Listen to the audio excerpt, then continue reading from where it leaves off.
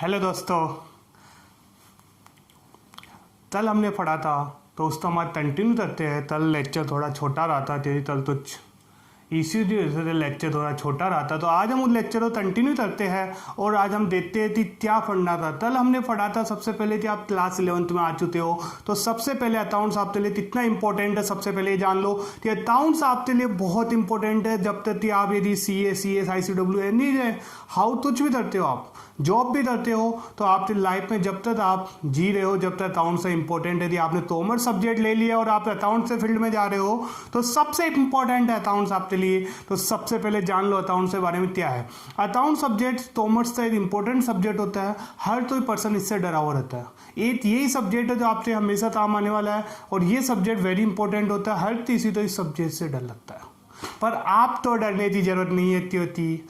मैं आप तो जो पढ़ाऊँगा उससे आपका डर निकल। सबसे इजी सब्जेक्ट इसको मैं बनाते रहूँगा और मैंने बनाया खुद ने इजी सब्जेक्ट बनाया। मैंने इसमें हमेशा मार्क्स लाया है, हमेशा इसमें मेरे एग्जाम्सन आई, हमेशा इसमें मेरे इसमें मेरे हमेशा अच्छे मार्क्स लाए रहे हो। हमेशा मैं 11th 12th हुआ, बीकॉम हुआ या CA हुआ या जो भी XYZ मैंने जहाँ तक किया, मैंने अकाउंट्स में टॉप रहा हूँ। तो अकाउंट्स से बात करते हैं हम। सबसे पहले अकाउंट्स में कल हमने पढ़ा था अकाउंट्स होता क्या है। अकाउंट्स में अकाउंट जो होते हैं उसका एस लगा दिया, अकाउंट बहुत सारे। तो अकाउंट होते थे XYZ, जो भी आप चीज़ लेते हो वो सब अकाउंट होते हैं। आप किसी को माल बेचते हो वो भी अकाउंट है, जिससे लेते हो वो भी अकाउंट है। मतलब इस दुनिया में जो भी चीज़ है वो अकाउंट भी होता है। ये मान लो इतना था, किससे रिलेटेड, आइटम डोट्स से रिलेटेड अकाउंट होते हैं। मोबाइल अकाउंट होता है, मोबाइल का भी अकाउंट होता है। ये सब हम डिटेल में पढ़ेंगे, बहुत सारे अकाउंट होते हैं। तो हम क्यों ना इसको कंटिन्यू करते। कल हमने पढ़ा था क्या क्या होता है अकाउंट्स में पढ़ा था। फिर हमने एग्जाम्पल लिया था, तार वाला एग्जाम्पल लिया था, जिसमें हमने क्या पढ़ा था, तार की मैन्युफैक्चरिंग करने के लिए पार्ट्स आप तो काउंट करते पार्ट्स तो ऐड करते, तार की मैन्युफैक्चरिंग होती है। उसमें जो तार की मैन्युफैक्चरिंग जो पार्ट्स होती है, value different type of parts से डिफरेंट टाइप ऑफ वैल्यू होती है। सब तो पार्ट्स की वैल्यू तो ऐड करने के बाद ओवरऑल उसकी वैल्यू कैलकुलेट होती है, उसमें हम प्रॉफिट ऐड करते हैं तो हमारा उससे क्या आ जाता था, सेल वैल्यू आती है, जिसमें हम मार्केट में सेल करते हैं। आप क्या है अकाउंट से यदि आगे जाओगे तो अकाउंट से अलावा आप तो बहुत सारे सब्जेक्ट, कॉस्टिंग, FM बहुत सारे सब्जेक्ट मिलेगी। तो ये कॉमर्स ऐसा फील्ड है जिसमें जो भी है मैन्युफैक्चरिंग रिलेटेड, प्राइस डिसाइड करना, बैंकिंग, फाइनेंस, सब जगह कॉमर्स फील्ड का इंपॉर्टेंट है। तो यदि आप सब तो सीखो थे, तो सबसे पहले हमने कल फाइनेंशियल अकाउंट्स बनाना भी सीखा था। उसमें हमने ट्रेडिंग अकाउंट बना लिया था, फिर profit and loss account, balance sheet, 3 account होते हैं। ये सबसे इंपॉर्टेंट है। ये हर चीज़ आप कोई भी कंपनी था, आप नेट पे सर्च करोगे financial statement of the company, तो सबसे ज़्यादा कंपनी या किसी फर्म या कहीं भी, तो ये 3 चीज़ इंपॉर्टेंट है। ये हमेशा बनती रहेगी। ये आज से 23 सालों से चला आ रहा है और 23 सालों तक आगे भी चलेगा। मुझे लगता नहीं चेंजेज होता, इनमें चेंजेज आते रहेंगे। तेरी लाइफ में चेंजेज आते हैं, तो हर चीज़ में आप तो टाइम टू टाइम चेंजेस लाना पड़ता है। अकॉर्डिंग टू आप फ्यूचर में अकॉर्डिंग टू चेंज होता रहेगा, पर ये 3 चीज़ तो सेम ही रहने वाली, मतलब इसमें रिलेटेड चेंज आएंगे, पर ये डायग्राम तो समझ सकते हो, सेम ऐसा रहेगा। तो हमने कल ट्रेडिंग अकाउंट पढ़ा था। ट्रेडिंग अकाउंट हम आप कंटिन्यू करते हैं थोड़ा ट्रेडिंग अकाउंट के बारे में, ये चीज़ से रिलेट रहेगा हमारा। Trading account for the year ending 31 मार्च 2021 आपके लगने वाला है अभी। तो ये ईयर तो ऐसा भी हो सकता है 21, 22, 20 आपके जो बुक्स में आएगा या जो आपके एग्जाम में जो आएगा वो लिखना आप तो नाती मेरे कहने से ये। तो सबसे पहले हम बात करते हैं, तो इसमें क्या करना है दोस्तों, दोस्तों बोलो, बच्चों बोलो, जो भी आप मानना चाहो। हम सबसे पहले बात करते हैं बच्चों, क्या होता है पर्टिकुलर्स इसमें बनाते हैं, फिर हम अमाउंट बनाते हैं, फिर पर्टिकुलर्स, फिर अमाउंट। क्या होता है कई जगह तो trading and profit and loss account भी साथ में बना होता कि ट्रेडिंग के अंदर ही प्रॉफिट एंड लॉस बन जाएगा। उसमें क्या होता, ट्रेडिंग की 4 लाइन के नीचे प्रॉफिट लॉस बन जाएगा। क्योंकि हम अलग तरीके से पढ़ेंगे, फिर ट्यूशन में जैसे जैसे आता है वैसे हम पढ़ते हुए चलेंगे। तो सबसे पहले इसमें हमने क्या पढ़ा था कि आप कोई भी बिजनेस कर रहे हो, उसका बिजनेस का सबसे पहले न्यू बिजनेस है तो वो अलग बात है, अलग हो गया। यदि ओल्ड बिजनेस चल रहा है तो उसका पुराना जो स्टोर था, आप एक्चुअल पोजीशन आप बिजनेस की जानना चाहते हो तो उसका जो एक्चुअल जो ओपनिंग स्टोर जो उसका स्टोर रहेगा। तो सबसे पहले चेक करो कि आपने बिजनेस में क्या पढ़ा है।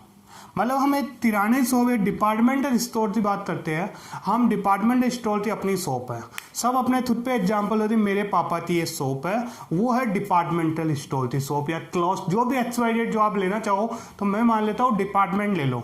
अब डिपार्टमेंटल स्टोर है तो आप तो ये पता है एवरी ईयर 31 मार्च तो बुक्स ऑफ अकाउंट क्लोज होने हैं, तो हर साल आपके पास कोई भी गुड्स होता है वो सेल हो जाएगा नहीं, तो कुछ आइटम आपके पास जरूर रहते हैं, तो वो सब आइटम आपके पास है, तो उस आइटम तो रखने के लिए आप नेक्स्ट ईयर जैसे जाओगे तो उनकी वैल्यू तो होती, और उनकी जो वैल्यू है वो यदि हम नहीं लेते मान लो 0 ले लेते, पर उसको सेल कर देते, मान लो 5 लाख का 2 लाख का था, यदि उसको लेते तो वो सेल तो ही था, तो पैसा तो आना ही है, तो हम उस अपने स्टॉक तो यहाँ पे लेते हैं।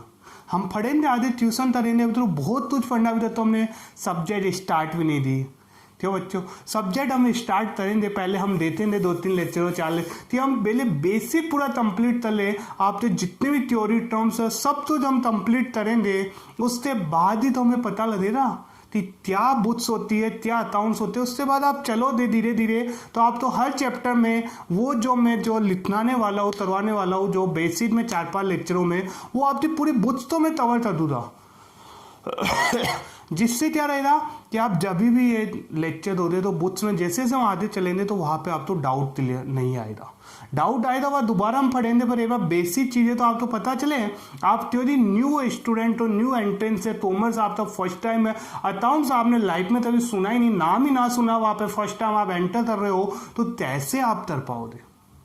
तो इसलिए बच्चों तो हम बात करते हैं, तो टू अपने स्टोर वाला हम लेते हैं, उसके बाद जैसे हम दुकान शॉप पे आ गए, उसके बाद नया दोस्त परचेज किया, कौन सा परचेज, तो परचेज ऐड कर ले, टू परचेज अकाउंट कौन सा, हम पूरे साल फॉर द ईयर एंडिंग, मतलब फॉर द ईयर मतलब पूरे साल भर में 1 अप्रैल टू 31 मार्च तक जो भी हमने परचेज किया वो सब कुछ यार टोटल होते आ जाएगा। वैसे ट्यूशन में अलग अलग नहीं देता है, ट्यूशन में टोटल ही देता है, परचेज अमाउंट ये, डेट्स ऑल, ठीक है।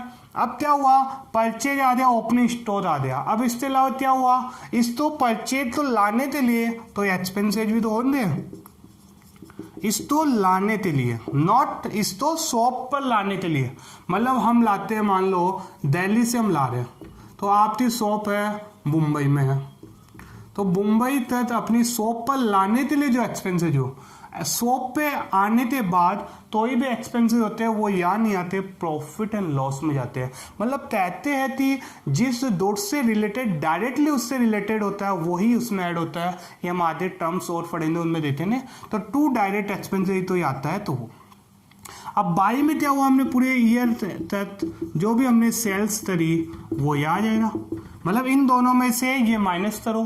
अब क्या बचा ईयर में, क्लोजिंग स्टॉक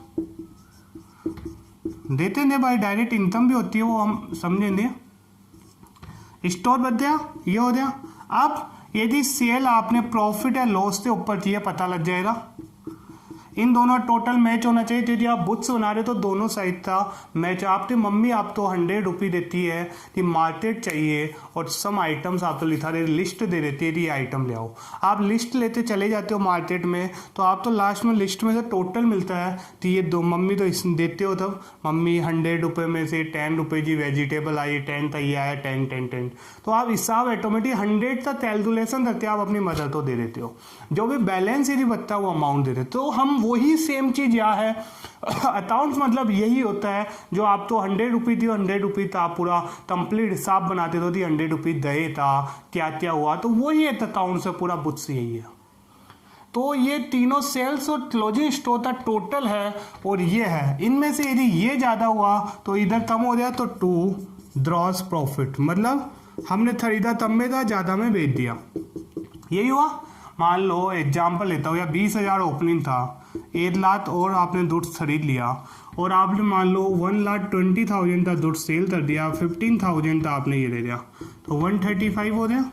ये अभी एक बार ये मान लेते हैं 2,000 मान लो, कितना हो गया 122, कितना बचा 13, तो 13,000 क्या हो गया आपका प्रॉफिट, क्योंकि आपने 1,20,000 था दूध 120 था सेल कर दिया, 15 था आपके पास स्टोर हो रहा था इसलिए।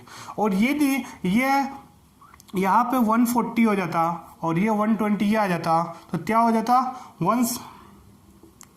120 मार जाता, तो 140 142 135, तो क्या हो गया बाई ग्रॉस लॉस। मतलब आपने 7000 था लॉस पे गुड्स भेजा, आपने खरीदा ज़्यादा और सेल कम में किया।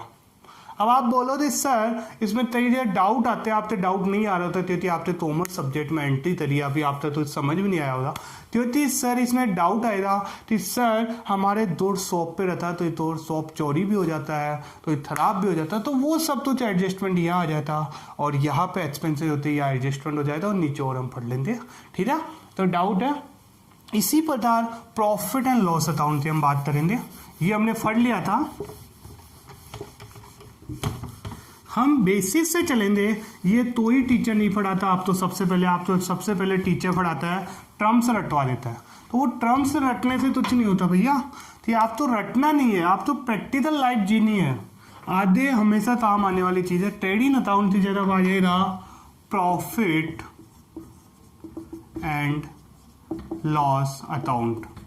Profit and loss account means पूरे साल भर में क्या प्रॉफिट कमाया, क्या डुबोया, अंत या जेब से दिया, बिजनेस करना है नहीं करना, ये सब करते हैं।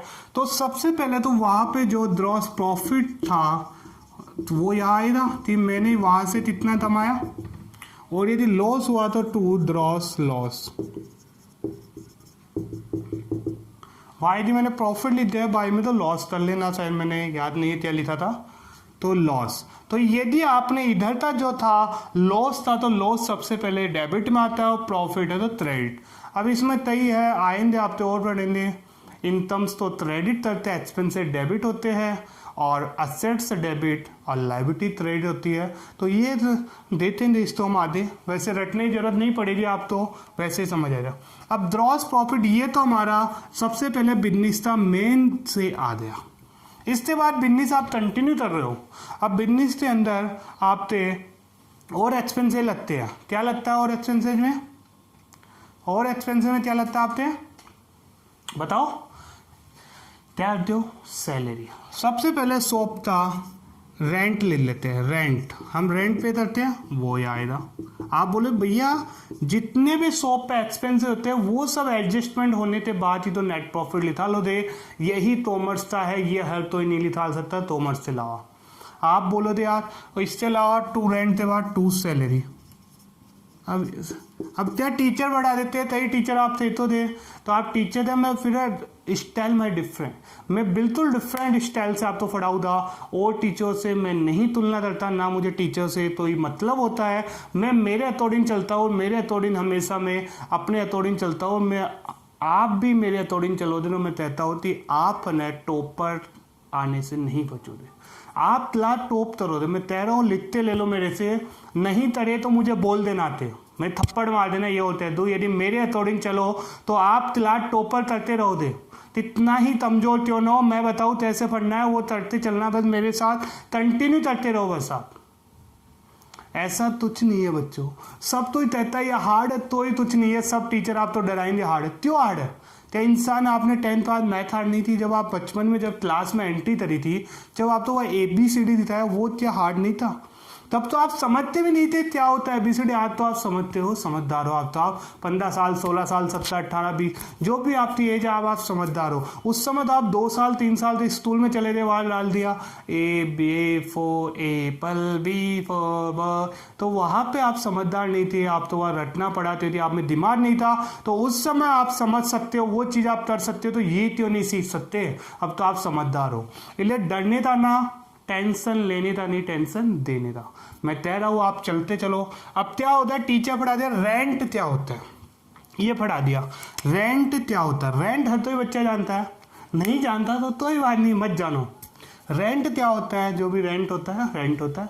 अब ये चीज़ जो टर्म्स है ये लिखवा देता है, रेंट सैलरी हम पढ़ेंगे, पर आप तो डायरेक्ट में रेंट लिखवा दिए यहाँ पे, फिर सैलरी लिखवा दिया, फिर या लिखता बोलो, तो हम पहली बार ये समझते हैं, उसके बाद जो भी टर्म्स है वो सब हम पढ़ेंगे, ठीक है।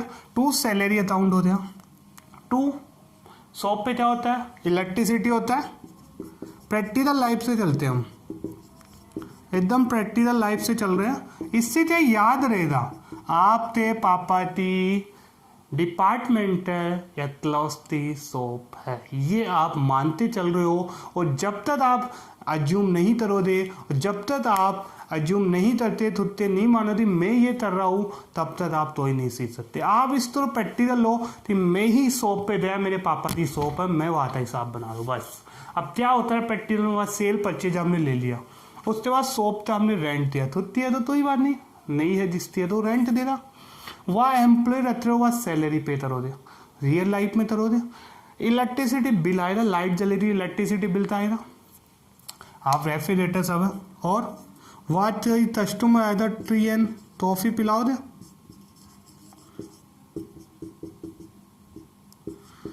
चाय टॉफी पिलाओ दे, नहीं पिलाओ दे, बता दो दे। रिलेटिव है नहीं पी रहा तो वो भी तो एक खर्चा है दुकान का, ऐसा नहीं रिलेटिव है तो जेब से क्यों भैया। शॉप पे आपने जो खर्चा किया वो दिया। और क्या होता है शॉप पे।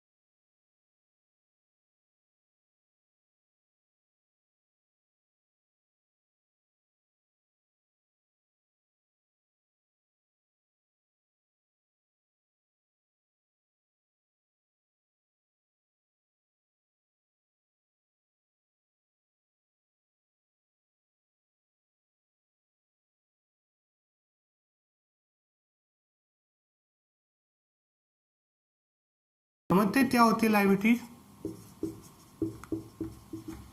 ये होती है असेट्स।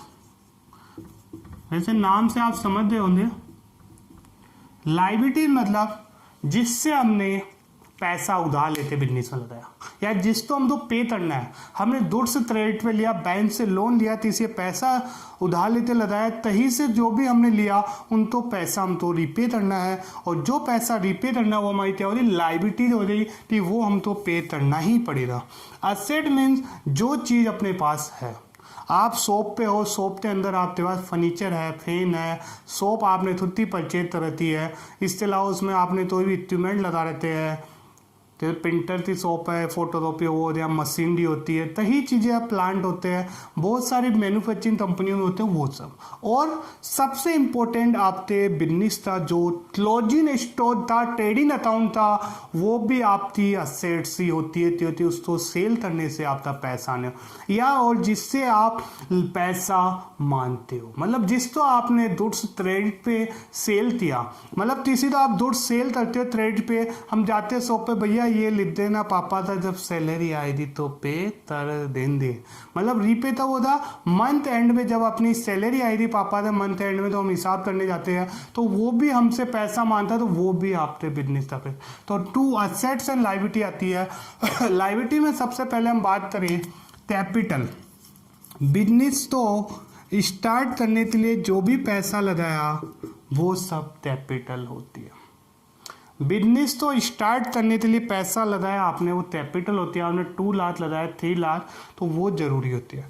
उसमें आपने हर साल एवरी ईयर जो भी प्रॉफिट ऐड करते हो, नेट, कौन सा प्रॉफिट, नेट प्रॉफिट, वो हर साल आप कमाते हो, वो आपका प्रॉफिट का हिस्सा है, वो आपकी कैपिटल में ऐड होती है। आप बोले सर लायबिलिटी पे करनी है, तो हाँ, तो बिजनेस में पैसा लगाया तो इसका इंटरेस्ट नहीं लेता, तो उसको तो प्रॉफिट तो पे करना, तो प्रॉफिट हर साल आपकी लायबिलिटी होती थी। बिजनेस की लायबिलिटी आपकी असेट्स है। बिजनेस के लिए तो लायबिलिटी, बिजनेस में पैसा कमाए तो पे करना है ना, जिस तो होनर तो पे करना पड़ेगा। इसके अलावा यदि आपने तो पैसा विड्रॉल कर लिया, जिसको हम ड्रॉइंग्स देते हैं, ये टर्म्स आपकी अभी समझ में नहीं आ रही होती, भैया ड्रॉइंग्स क्या आ रही, प्रॉफिट क्या आ रही, ये सब हम समझे ने बच्चों, आप तो ही टेंशन लेने की जरूरत नहीं है। मैंने आप तो बोला ना कि जब तक मैं हूँ, जब तक आप अकाउंट्स तो बिंदास होते, लाइफ तो जियो, अकाउंट्स से टेंशन छोड़ दो। इसके बाद आती है लाइट, इसमें नॉन करंट असेट, तुच्छ असेट नॉन करंट होती है। इसमें नाम आप तो नहीं दिए होते, पर नाम दिए होते, पर मैं आप तो थोड़ा टर्म से पढ़ा रहा हूँ। Non current asset, non current, current मतलब कोई भी चीज का करंट मतलब तुरंत, तो इसमें तो टर्म्स है। नॉन करंट मतलब मोर देन 12 मंथ। यदि आप तो 12 मंथ से बाद रीपे करना है, मतलब मोर देन 12 मंथ, आप किसी से लोन ले रहे हो बैंक से 10 ईयर 5 ईयर, वो इसमें आ गया। आपने किसी से पैसा लिया क्या मोर देन 1 ईयर के लिए, तो वो क्या मोर देन 1 ईयर के लिए आपने जो भी गुड्स उधार लिया, जो भी पैसा आपने उधार लिया, या XYZ जो भी आपने लिया, जो रीपे तो करना है, पर आफ्टर 12 मंथ बाद रीपे करना है, वो सब इसमें आएगा। समझे? तो ही भी हो इसमें लोन भी हो सकते हैं। देखो क्या नाम है, ये तो शायद लोन नहीं होते, लॉन्ग टर्म लोन नहीं होते इसमें ज़्यादा, ठीक है। इसके बाद करंट लायबिलिटी जिसकी हम बात करें विद इन 12 मंथ। बोला सर ये क्या कर दिया आपने, सर ये क्या कर दिया, ये ऐसा कर दिया, किसी तो पैसा 12 महीने बाद पे करना है, किसी तो पहले करना है, तो 12 महीने बाद वाले तो ऊपर लिख दिया। वैसे आपके इसमें ये नाम लेते हैं जरूर नहीं, आप डायरेक्ट लॉन्ग टर्म लोन भी लिख सकते हो, पर मैंने आप तो ये इसलिए समझाया थी, आप तो क्या बोला मैंने, आप तो टॉपर बनाना है, मैं तो नीचे लो लेवल से नहीं, मेरिट होल्डर की तरह पास करवाना है। तो टॉपर कैसे बनोगे, छोटे छोटे पॉइंट क्लियर करते ही तो टॉपर बनोगे, ऐसे टॉपर थोड़ा आ जाते हैं। तो हम सब चीजें देखते हुए आपका 12 मंथ से ज्यादा होता है नॉन करंट असेट, तो वही होता है। करंट मतलब जो 12 मंथ के अंदर हम तो पे करना है, क्या पे करना है, किसी से हमने लोन लिया, किसी हमने गुड्स उधार दिया, बाजार से यदि गुड्स लाते उधार देते हो आप, तो 12 महीने से क्रेडिट नहीं देता, भैया पहले वाला पैसा दो तब नया माल मिलेगा, तो वो पैसा हो गया। इसके अलावा बिल्स पेबल होते हैं, बैंक ऑडिट, ही चीजें होती है। तो हम बात करते हैं सन्डी क्रेडिटर्स। ये बोले ना भैया ये क्या नाम आ गया, लिखते जाओ बस आप। सन्डी क्रेडिटर जो होता है जिससे हम गुड्स उधार लाते हैं उसको हम सन्डी क्रेडिटर बोलते हैं। ये टर्म्स आप तो मैंने इसलिए नहीं पढ़ाई पहले कि ये टर्म्स आप तो पढ़ाऊंगा, इसके बाद ही पढ़ाऊंगा, पर मैं चाहता हूँ कि पहले आप एक बार बेसिक तो समझो क्या स्ट्रक्चर होता है इसका अकाउंट्स का। ये इंपॉर्टेंट था, इसमें सब कुछ आएगा, इसी ते पीछे तो ही नहीं है। ये जिस दिन मैच हो रही ना तीनों चीजें, आप तो कितना ही तुच्छ भी हो, ये तीनों चीज जिस दिन आपने सही कर दी ना, आप तो पूरी अकाउंट्स आ गई। ये हम पढ़ेंगे पूरी बुक्स, पर एंड ऑफ द जो लास्ट में जो तरक्स आएगा वो यही बनाना है, मैच करना है। इसको मैच जिसने कर दिया वो अकाउंट्स का परफेक्ट हो गया। ये आज तक मैच हर कोई नहीं कर पाता, इसमें इतने एडजस्टमेंट होने उसके बाद ये मैच करना है। तो यही लास्ट फाइनल है, तो इसलिए मैं ये पहले पढ़ा रहा हूँ कि क्या चीज़ होता है। करंट सन्डी क्रेडिटर जिससे हमने गुड्स हुआ, बैंक से शॉर्ट टर्म लोन हुआ, बैंक लोन। इसके अलावा हम कोई भी आउटस्टैंडिंग लायबिलिटी जिसको 12 महीने में देनी पड़ती है। इसी प्रकार असेट्स में तो फिक्स असेट आती है। फिक्स असेट से हम बात करें, फिक्स मतलब ऐसे असेट जो फिक्स है, जो हम हर दिन क्या होता है चेंज नहीं, उसको ना सेल। जैसे हमारे होता है फर्नीचर, फर्नीचर हो गया। फर्नीचर के अलावा क्या होता है ऑफिस में, प्लांट एंड मशीनरी हो रही थी, मैन्युफैक्चरिंग तो प्लांट एंड मशीनरी हो रही, बिल्डिंग हो रही आपकी, यदि बिल्डिंग टूटती है तो, और बिल्डिंग फर्नीचर ये हो गया, और क्या रह गया, बहुत सारी चीज़ें होती है आपकी, डूडुल लूडुल बहुत सारी चीज़ें, वो हम पढ़ेंगे डिटेल में। इसके अलावा बहुत सारी है, तो अदर फिक्स असेट हम कर देते हैं। इसी वजह इसमें भी नॉन करंट असेट वही मोर देन 12 मंथ्स, जो क्या होती है मोर देन 12 मंथ से ज़्यादा जो भी होती वो नॉन करंट असेट्स होती वैसे तर। तो वही कौन सी 12 मंथ के बाद जिसको पे लेना है, जिससे ये क्या है लेना है, ये तेरा पे लाइबिलिटी थी, ये असेट्स हैं जिससे हम तो हमने लोन दिया किसी तो लोन होते हैं हमारे लॉन्ग टर्म के लिए, वो मान लो। इसी तरह करंट असेट्स भी ऐसी चीज है, करंट असेट्स वो विद इन 12 मंथ की बात करता है, with in 12 month, with in 12 month की बात है, 12 मंथ के अंदर जो लेना हो। सन्डी क्रेडिटर जिसको हमने पे करना है वो क्रेडिटर्स है, जिसको हमने लेना है वो सन्डी डेटर्स बोलते हैं, जिसको हम डेटर्स। ये होते हमारे देनदार, ये होते हमारे लेनदार। हिंदी में बात करें देनदार, देनदार लेनदार।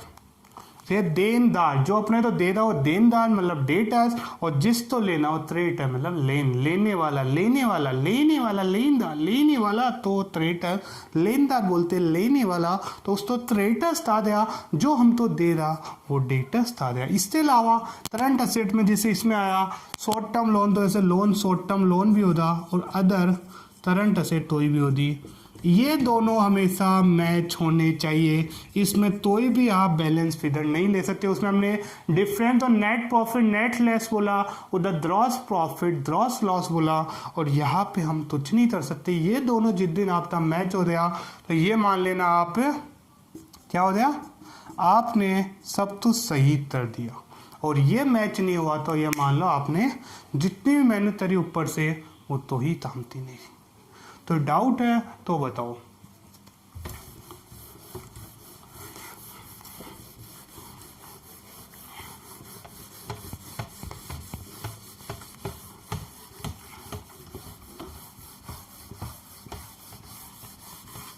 तो डाउट है दोस्तों तो बताओ। अब हम बात करने वाले हैं इसमें, तो क्या आप बात करोगे, हम सब्जेक्ट तो और भी लेते हैं, सब्जेक्ट और भी लेते हैं। तो सबसे पहले कहता है meaning and objective of accounting. पहला चैप्टर हमारे दिया हुआ है meaning and objective of accounting. Meaning and objective, accounts की क्या मीनिंग होती है, उसका क्या ऑब्जेक्ट था, अकाउंट्स का लाने का ऑब्जेक्ट और मीनिंग क्या थी, ये हम पढ़ेंगे। फिर चैप्टर देता है बेसिक अकाउंटिंग टर्म्स। जो ये मैं बता रहा था, बेसिक अकाउंटिंग टर्म्स मतलब रेंट क्या होता है, फिक्स असेट क्या होती है, करंट असेट क्या होती है, करंट लायबिलिटी क्या होती है, बिल्डिंग क्या होती है, प्लांट एंड मशीनरी क्या होती है, ये सब हमारी टर्म्स जो है वह होती है। अकाउंटिंग प्रिंसिपल्स क्या होता है, हर चीज का एक प्रिंसिपल होता है।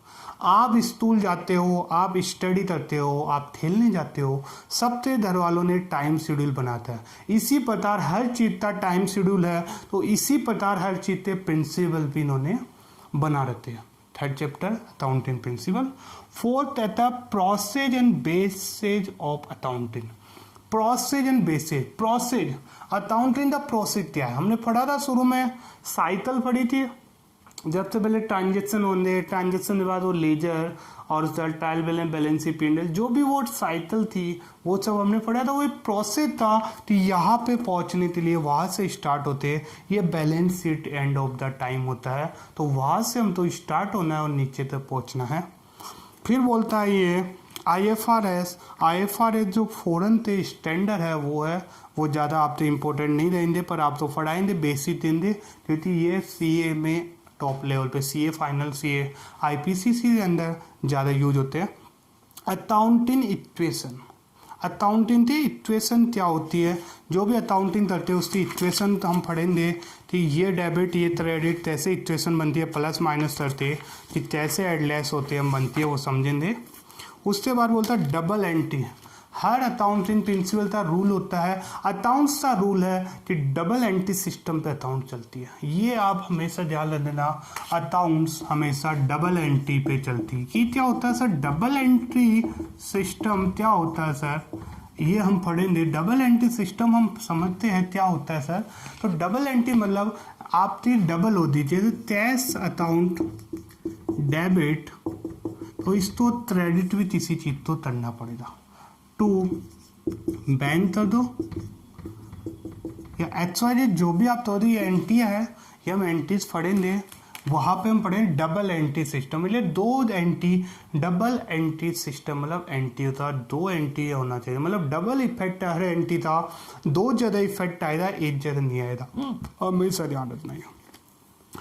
Origin of transaction source document of accountancy, books of original entry मतलब जनरल एंट्री हम बात करेंगे, ये होती है payment receipt general entry. Board पर रहा दिए तो होती है आपकी पेमेंट की एंट्री, एक होती है रिसिप्ट, एक होती है जनरल, एक होती है purchase sale, purchase entry, sale entry, receipt, payment, journal और बैंक कॉन्ट्रा एंट्री जिसको बोलते हैं। बहुत सारी ये 6-7 तरह की एंट्री होती है, ज़्यादा नहीं होती, वो सब हम पढ़ेंगे। क्या इसमें क्या आता है वो हम जब चलेंगे चैप्टर वाइज, तो आप तो सब तो समझ में आएगा, आप चिंता ना करिए, मैं हूँ ना, मेरे पे छोड़ो। यदि आपने मेरे पे विश्वास कर लिया तो मैं कहता हूँ आपका उद्धार हो जाएगा, और आपकी फिर इच्छा है, आप ये टेंशन मत करो, मैं कैसा मैं पढ़ाऊँगा आप तो बहुत अच्छा, मेरे जितना बेस्ट होता उससे भी बेस्ट आप तो दूंगा। और आप तो कोई भी डाउट आए तो आप तो 24 आवर्स, मेरे मोबाइल नंबर हमने पहले लेक्चर में डाले हैं, उस लेक्चर से मेरे मोबाइल नंबर लीजिए और आप तो मुझे 24 आवर्स कभी भी आप मुझे कॉल कीजिए, मैं आपकी हेल्प करूँगा। उसके बाद बोलते cash book, special purpose book, ledger, ledger जो ये जो एंट्रियाँ उनकी लेजर बनेंगे। उसके बाद trial balance, bank reconciliation account, depreciation क्या होता है, कोई भी असेट हम यूज करते हैं डेप्रीसिएट होते हैं, हम कहते हैं ना घर पे कार है 2 साल बाद इतनी वैल्यू कम होती है, वो डेप्रीसिएट होती जाती है, तो वो depreciate. Provision reserve, bill of exchange, rectification of error, financial statement last chapter था जो मैंने अभी समझाया, financial statement with adjustment, non profit organisation, not for profit, NGO जिसका हम नाम सुना होगा, कितना ही NGO है, NGO के नाम सुने होंगे, वो नॉट प्रॉफिट मेकिंग कंपनियां नहीं होती, उनका पर्पज होता है हर किसी की हेल्प करना। Accounts for incomplete report, reports आपके इनकम्प्लीट है उनको कंप्लीट करना। इंट्रोडक्शन ऑफ कंप्यूटर, ये आपसे इतना इम्पोर्टेंट नहीं है, तो ये सब चीज़ें आप तो हम पढ़ाएंगे। तो गाइस कल से हम स्टार्ट करेंगे। सबसे पहले आप यदि मीनिंग एंड ऑब्जेक्टिव की बात करें तो सबसे पहले ये करेंगे, फिर बेसिक अकाउंटिंग टर्म्स, पर उससे पहले मैं आप तो कल तो समझाने वाला हूँ, वो मैं कल बताऊँगा, तो कल का लेक्चर देखना ना भूले। और मेरी रिक्वेस्ट यही है कि आप कंटिन्यू इन तो लेक्चर तो देते, मैं आप तो श्योरिटी से साथ दे रहा हूँ कि आपका टॉपर आना निश्चित होगा। और आपने यदि मेरा चैनल सब्सक्राइब नहीं किया तो सब्सक्राइब कर लो और बेल आइकन दबा लो, जिससे कि मैं जैसे वीडियो अपलोड करूँ आपके पास नोटिफिकेशन आ जाए और उस वीडियो तो आप तुरंत पढ़ ले और आपका काम कंप्लीट हो जाए। तो ऑल ठीक है दोस्तों, और बाय।